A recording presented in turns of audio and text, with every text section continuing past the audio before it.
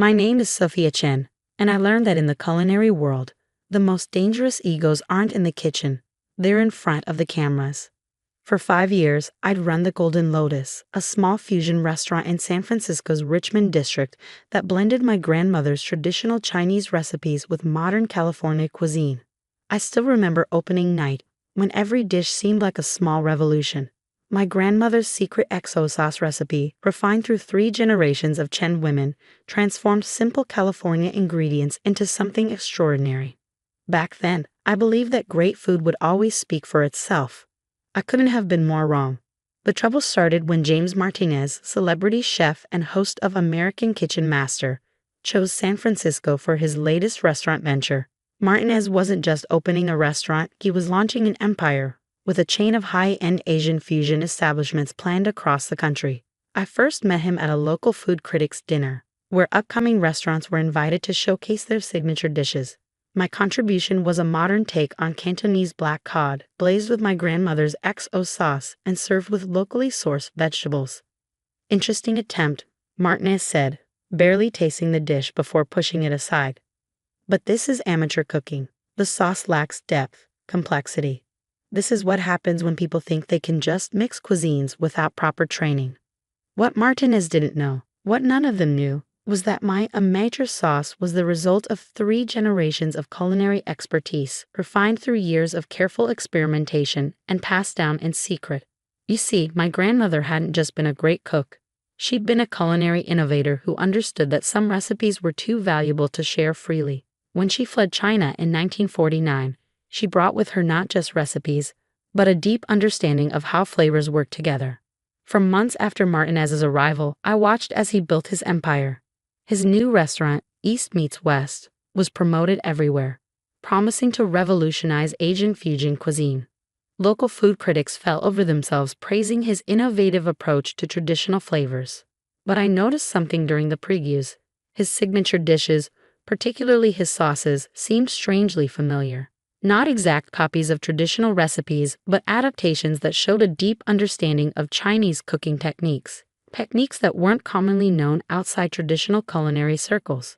That's when I started paying closer attention to Martinez's operation.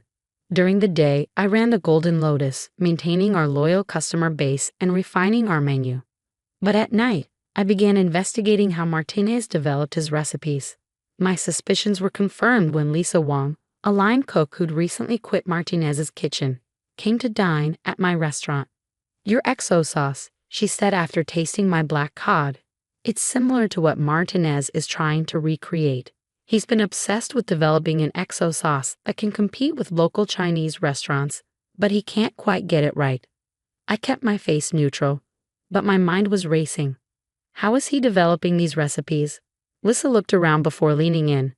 "He sends people to eat at successful Asian restaurants, brings back samples for his test kitchen to analyze. He's been particularly interested in your dishes."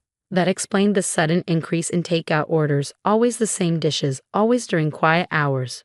Martinez's team was trying to reverse engineer my grandmother's recipes. I made a crucial decision then. Instead of confronting Martinez or trying to protect my recipes through legal means, I decided to let him play right into my hands. Working with my cousin David, a food photographer and social media expert, we began a careful campaign. We slightly modified our takeout recipes, making subtle changes that would lead Martinez's team down the wrong path. Meanwhile, we documented everything. Every order from his staff, every attempt to duplicate our dishes.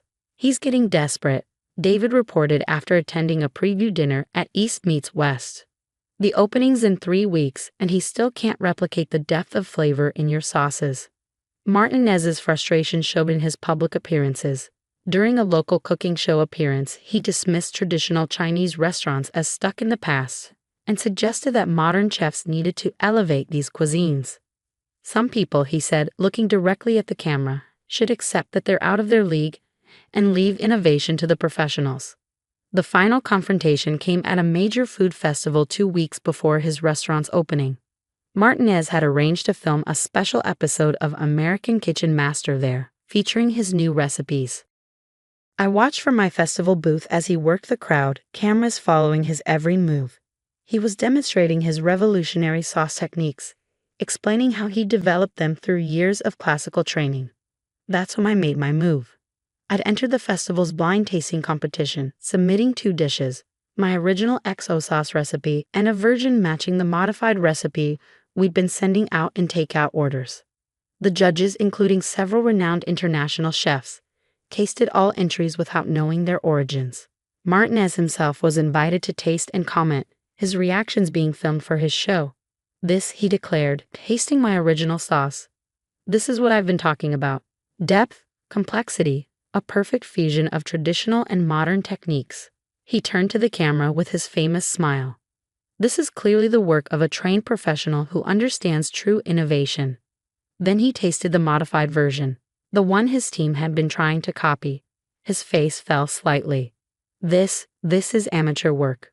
Someone trying to copy better chefs without understanding the fundamentals. I stood quietly in the back as the head judge stepped forward to announce the results.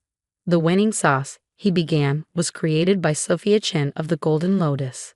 And interestingly, the sauce that placed last was a very similar recipe, but lacking key elements that make the original so special. Martinez's face froze as cameras swung between him and me. In that moment, he realized he just praised my professional work while dismissing his own team's attempt to copy it as amateur. But this wasn't just about embarrassing a celebrity chef. As I walked forward to accept the award, I was already thinking about the footage that would air on his show and about the trademark application my lawyer had submitted months ago. Because sometimes the best way to deal with culinary theft is to let them taste their own medicine, right before serving them the main course. The week between the food festival and the airing of Martinez's show was the longest of my life. While his team scrambled to control the damage from the festival incident, I worked with my lawyer to prepare for what we knew was coming. Everything had to be perfect. This wasn't just about exposing a celebrity chef's arrogance, it was about protecting culinary heritage and innovation. They're trying to edit the footage, David reported after talking to a friend who worked in TV production. But they can't cut around Martinez praising your sauce without ruining a whole segment. I smiled, thinking about the careful trap we've laid. The festival episode was meant to be the centerpiece of Martinez's promotional campaign for East Meets West. They couldn't just bury it. His restaurant opens in 3 days, my lawyer, Jennifer Kim, said during our preparation meeting. And we have everything ready on our end. Everything, I confirmed, reviewing our documentation. Every takeout order from his staff, every attempt to copy our recipes, and most importantly, the trademark applications I filed 6 months ago. What Martinez didn't know was that I hadn't just protected my recipes. I documented the entire culinary heritage behind them. Working with food historians and Chinese cuisine experts, we'd established clear evidence of how these recipes had been developed and passed down through generations. The first cracks in Martinez's facade appeared during his restaurant's soft opening. Food critics noticed that several promised signature dishes were mysteriously absent from the menu, particularly the sauces he'd been promoting. Chef Martinez seems to have scaled back his ambitious fusion plans, wrote one reviewer. The menu feels surprisingly conservative, lacking the innovation he's been promising. Then came the night of the TV show's airing. I hosted a private viewing party at the Golden Lotus, inviting select food critics and industry professionals. Martinez's show was known for its dramatic reveals and harsh critiques, but tonight, he would be the one exposed. The episode started typically enough. Martinez touring the food festival, offering his expert opinions on various dishes. Then came the blind tasting segment. This sauce, he declared on national television, tasting my original recipe, this is perfection. This is what happens when a true professional understands both traditional techniques and modern innovation. The cameras caught his enthusiastic praise in loving detail, including his elaborate explanation of why this was clearly the work of a master chef. Then came his dismissal of the modified version, the one his team had been trying to copy. Amateur hour, he scoffed. Someone clearly trying to imitate better chefs without understanding the fundamentals. The reveal of my identity as the winner was perfectly captured, including Martinez's frozen expression as he realized what he'd done. But the real bombshell came in the following segment, where he was supposed to demonstrate how he developed his own sauce recipes. He looked uncomfortable, stumbling through vague explanations about research and development. Viewers could clearly see the difference between his confident criticism of others and his inability to explain his own process. The reaction was immediate. Social media exploded with clips of Martinez praising my professional sauce while dismissing his own team's attempt to copy it. Food blogs began investigating the story behind the Golden Lotus and my family's culinary heritage. But I wasn't done yet. The next morning, as food websites were still dissecting Martinez's embarrassment, we released our trademark documentation, not just for the recipes, but for the entire cultural heritage story behind them. Celebrity chefs' revolutionary sauces exposed as copies of traditional family recipes read one headline. Small restaurant owner outsmarts culinary empire's attempt at recipe theft, said another. My favorite came from a food blog that had followed the story from the beginning. How 3 generations of Chinese-American culinary innovation humbled a celebrity chef. The impact on East meets West was devastating. Food critics who had received preview invitations suddenly published revised reviews, noting the suspicious absence of the innovative sauces Martinez had been promoting. It seems, wrote one prominent critic, that Chef Martinez's much-touted fusion revolution was built on borrowing others' innovations rather than creating his own. Martinez tried to fight back, first with legal threats, then with claims that all chefs borrow and adapt recipes. But our documentation was impeccable, showing not just the recipe's development but his team's systematic attempts to copy them. The story caught national attention, highlighted as an example of how traditional culinary knowledge needed to be both respected and protected. Cooking schools began including discussions of culinary heritage and attribution in their curricula. A month after the show aired, I received a visit from Mrs. Lee, an elderly Chinese chef who had run a successful restaurant in Chinatown for 40 years. You did more than protect your recipes, she said, sipping tea in my office. You showed that our culinary heritage has value, that it deserves respect, not just appropriation.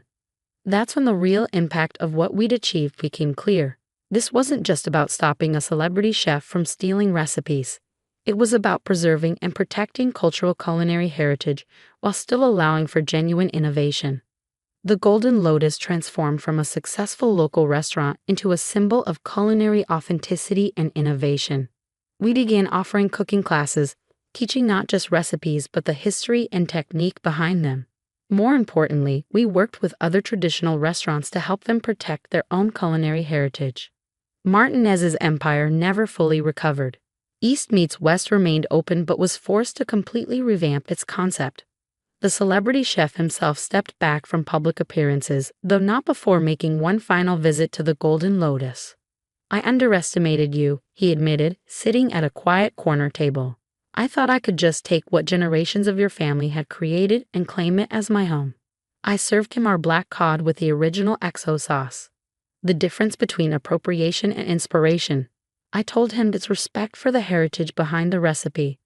A year later, I stood on stage at the National Culinary Institute, addressing a new generation of chefs. Our story had become a case study in both culinary innovation and cultural respect. Great cooking isn't just about technique, I told them. It's about understanding and respecting the heritage behind every recipe, while finding honest ways to innovate and grow. The culinary world had changed. Major food shows now included segments on recipe attribution and cultural heritage. Restaurant critics paid more attention to the authenticity and origin of fusion dishes. Last week, a young chef came to me for advice about opening her own fusion restaurant. As she nervously explained her concept, I found myself sharing my grandmother's favorite saying, "Innovation without respect is just imitation." The Golden Lotus continued to evolve, but always with respect for its roots. We developed new dishes that genuinely fused cuisines, documenting and sharing our development process to show how true culinary innovation works. David helped me establish the Chen Culinary Heritage Foundation, dedicated to preserving and protecting traditional recipes while encouraging genuine innovation. Our first project involved working with immigrant families to document and protect their culinary heritage. You know, a food historian told me during a foundation event, "You didn't just protect your family's recipes, you changed how the culinary world thinks about traditional cuisine and innovation." She was right. The ripple effects went far beyond one celebrity chef's embarrassment. Culinary schools now teach our case as an example of both what not to do and how to properly innovate while respecting traditional cuisine.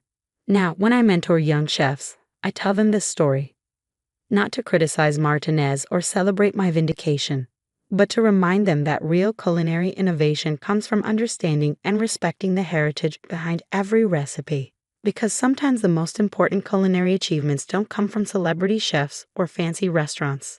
Sometimes they come from family kitchens where recipes have been perfected over generations, passed down with love and respect from one cook to another. The trademark protections we developed became a model for other traditional restaurants. We helped create a framework that protected culinary heritage while still allowing for genuine innovation and fusion. Martinez, I heard, started a small consulting business helping restaurants develop their own original recipes. He even reached out once, asking if I would speak to his clients about the proper way to approach fusion cuisine. I learned an expensive lesson, he admitted. Sometimes the most valuable recipes aren't the ones you create, but the ones you respect enough to learn from properly. The foundation continues to grow, carrying forward my grandmother's legacy in ways that would have amazed her. We've helped preserve countless traditional recipes, protected culinary heritage across multiple cultures, and fostered genuine innovation in the food world. And every time we help another family protect their traditional recipes or guide a chef toward genuine innovation, I think about that small box of recipe cards my grandmother brought from China, and I smile, knowing that sometimes the best revenge isn't about getting even. It's about preserving what truly matters for future generations to respect and enjoy.